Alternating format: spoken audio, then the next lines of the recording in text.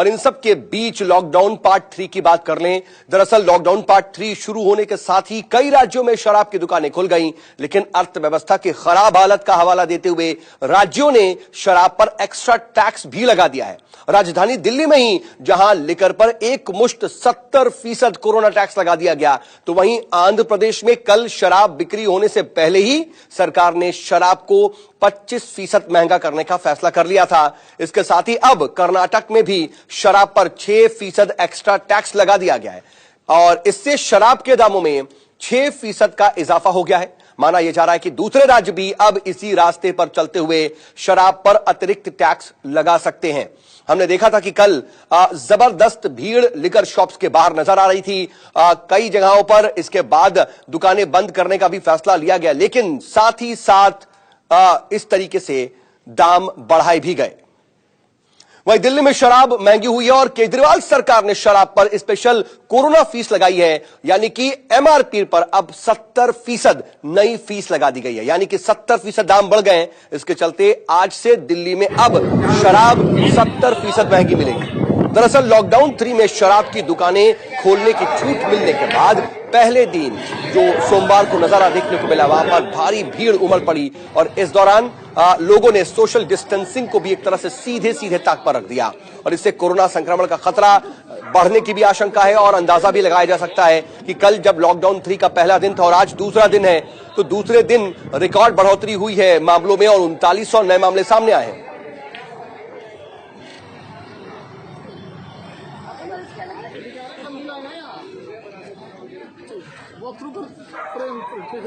प्रेम दे दो।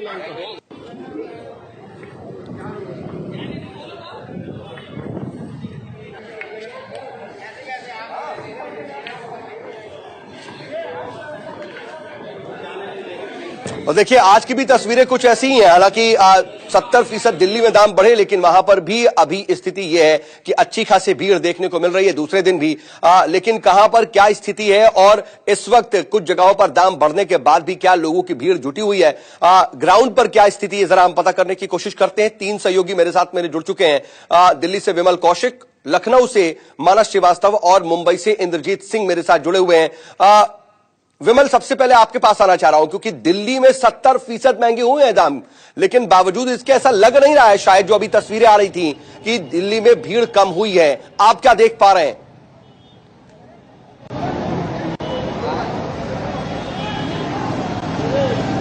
तो बिल्कुल आपने सही कहा, 70% दाम तो बढ़े हैं, लेकिन दिल्ली में किसी को फर्क नहीं पड़ रहा। यहाँ पर आप देख सकते हैं कि कितनी बड़ी संख्या में आज भी लोग जुटे हैं। हालांकि आज थोड़ी सी तस्वीर अच्छी है देखने में कि पुलिस यहाँ पर अच्छा प्रॉपर बंदोबस्त पुलिस ने किया हुआ है और तमाम लोगों को इस बात की सख्त हिदायत है कि वो सोशल डिस्टेंसिंग का पूरी तरह से पालन करें। हमने इस बारे में लोगों से भी बात की तो लोगों को यही कहना था कि 70% अगर सरकार ने बढ़ाया तो अच्छा है सरकार को, क्योंकि अर्थव्यवस्था के लिए जरूरी है और क्योंकि पहले भी लोग ब्लैक में खरीद कर शराब ले रहे थे, शराब मिल रही थी, ऐसा नहीं है, लेकिन ब्लैक में मिल रही थी, बहुत ज्यादा रेट पे मिल रही थी और वही अगर सरकार को पैसा जा रहा है तो ये ठीक ही है। लोगों का साफ तौर पर कहना है कि चाहे कुछ भी हो जाए उन्हें शराब खरीद कर पीनी। हमने उनसे ये भी कहा कि शराब हानिकारक है और इस वक्त कोरोना के चलते तो और भी ज्यादा नुकसानदेह है, लेकिन उसके बावजूद भी लोग समझने को तैयार नहीं है। उनका कहना है कि जब कई सालों से आदत है वो एकदम से कैसे छूटेगी। जी हाँ, पीने वालों के सामने आप कुछ भी कर लीजिए, लेकिन तर्क उनके सामने मौजूद होते हैं और कोई ना कोई तर्क वो दे करके अपनी बात साबित करते हैं। ये कम से कम आपकी बात से नजर आ रहा है। लेकिन मानस, लखनऊ में क्या स्थिति है? लखनऊ में हमने देखा था, कल भी आपने बताया था कि सोशल डिस्टेंसिंग का या फिर प्रशासन की तरफ से जो भी कोशिशें की गई है वो अच्छी तरह से वहां पर अमल में लाई जा रही थी। आज क्या स्थिति है? क्योंकि अभी यूपी में शायद दाम बढ़े नहीं है, लेकिन क्या इसके आसार भी हैं?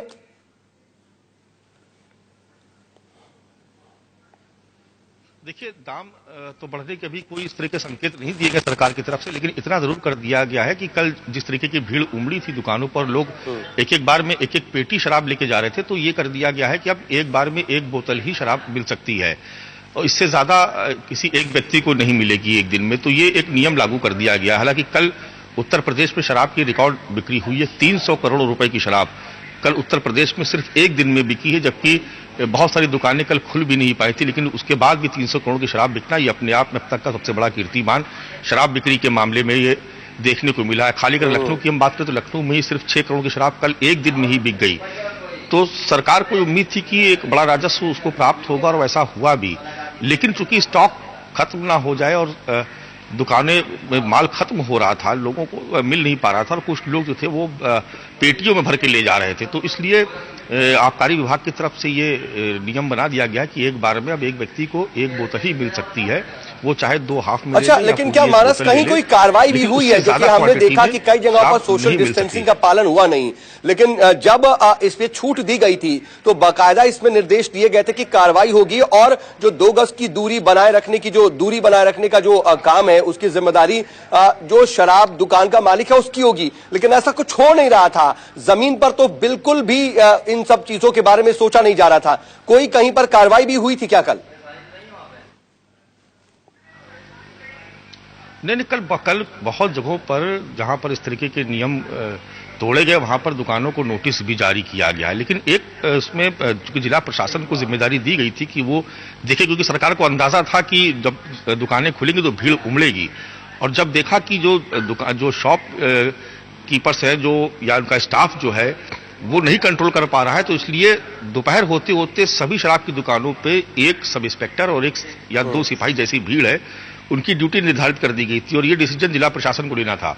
तो कल लखनऊ की अगर हम बात करें तो लखनऊ में भी कल फिर जब शराब की दुकानों में भीड़ उमड़ने लगी तो लखनऊ के जिलाधिकारी भी निकले, आबकारी विभाग के जो प्रमुख सचिव थे वो भी बाहर आए और उन्होंने व्यवस्था देखी और उसके बाद ये निर्देशित किया गया कि नहीं, जहां पर भी भीड़ ज्यादा हो रही है वहां पर पुलिस की ड्यूटी लगाई जाए और पुलिस भीड़ को कंट्रोल करे। तो कई जगहों पर हमने देखा कि जो बिना मास्क पहने लाइन में लग गए थे उनको पुलिस ने निकाल के बाहर किया।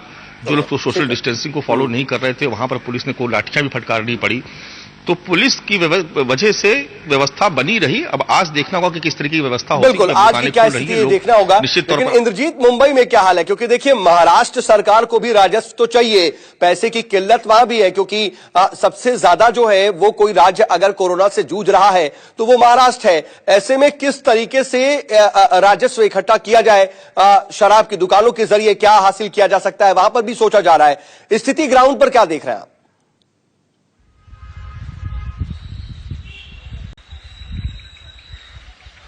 जी बिल्कुल, अगर महाराष्ट्र की बात करें तो उत्तर प्रदेश के बाद सबसे ज्यादा अगर वाइन शॉप से या शराब से किसी को राजस्व प्राप्त होता है तो महाराष्ट्र है। करीब 18-19 हजार करोड़ सालाना राजस्व प्राप्त होता है। तो कहीं न कहीं इस पर सरकार का पूरा फोकस है और ये इसी को देखते हुए हर जोन में शराब की दुकानें खोलने का आदेश दिया गया था, कंटेनमेंट जोन छोड़कर। इसके बावजूद एक उसमें टर्म था कि जो कलेक्टर अगर चाहे तो अपनी मर्जी से फैसला ले सकता है। इसको देखते हुए महाराष्ट्र के 13 जिलों के कलेक्टर ने कल वाइन शॉप नहीं खोलने दिया अपने अपने जिलों में। बाकी जो रेड जोन में भी खुले थे वहां पे काफी भीड़ थी। अभी हम जहां पे खड़े हैं आप देखिए कि वाइन शॉप के बाहर ये 2-2 गज पे एक सर्किल भी बनाई गई है। ये वाइन शॉप नहीं खुला है, इसके बावजूद अगल बगल से बड़ी संख्या में लोग आ रहे हैं जा रहे हैं और हर कोई पूछ रहा है कि कब तक वाइन शॉप खुलेगा। अगल बगल जहां पे कुछ ग्रामीण इलाके हैं और जहां पे बिल्कुल केसेस नहीं है वहां पे कुछ जगहों पे ये वाइन शॉप खुले हैं और वहां पे बताया जा रहा है कि 1-1 किलोमीटर लंबी कतार है। अगर कल की बात करें तो कल मुंबई पुलिस ने कई जगहों पर बल प्रयोग करना पड़ा था। मुंबई पुलिस को कई जगहों पर बहुत ज्यादा भीड़ हो गई थी, सोशल डिस्टेंसिंग का ठीक से पालन नहीं हो पा रहा था। तो कहीं न कहीं सरकार को रेवेन्यू भी चाहिए और सतर्कता भी बरत रही है और सतर्कता इसलिए बरत रही है कि सबसे ज्यादा केसेस मुंबई में है, महाराष्ट्र में है। जी ठीक है, आप नजर बना रखिएगा। विमल, आप और मानस, आपका भी बहुत बहुत शुक्रिया फिलहाल तमाम जानकारी के लिए। नजर बना रखिएगा, आगे भी आपसे अपडेट के लिए जोड़ेंगे। तो ये देखिए, ये हाल है और भले ही शराब के दामों में बढ़ोतरी कर दी गई, 70% दाम बढ़ा दिए गए, उस पर भी तर्क ये कि हां, अगर हम ब्लैक में खरीद सकते हैं तो फिर हम सरकार को देने से पीछे नहीं हटेंगे। लेकिन इन सब के बीच एक गंभीर स्थिति ये कि बीते 24 घंटे में जो कोरोना के मामले हैं उसमें रिकॉर्ड बढ़ोतरी हुई है। ये अपने आप में चिंताजनक स्थिति, क्योंकि बीते 24 घंटे में एक दिन में सबसे ज्यादा 3,900 मामले, तकरीबन 4,000 मामले सामने आए हैं। ये कहीं ना कहीं सरकारों की पेशानी पर बल लाने वाला है। इसके अलावा 24 घंटे में अब तक सबसे ज्यादा 195 लोगों की मौत हुई है। अभी तक एक दिन में मरने वालों का आंकड़ा 100 के नीचे ही रहा था। 70 तक, 72 तक, 75 तक भी पहुंच रहा था। लेकिन 195 लोगों की मौत बीते 24 घंटे में अपने आप में बेहद चिंताजनक, और सिर्फ 24 घंटे में 3900 नए मामले सामने आना, वो भी कहीं ना कहीं बेहद चुनौतीपूर्ण अब आगे की स्थिति। और आप देखिए तकरीबन 46,500 मामले हो चुके हैं। कल जहां पर 42,000 तक के मामले थे, अब 46,500 मामले, 46,443 मामले हो चुके हैं। हालांकि इन सब के बीच अब तक 12,726 जो कोरोना के मरीज हैं वो ठीक भी हुए, और एक दिन में रिकॉर्ड ठीक होने वालों की भी संख्या सामने आई है।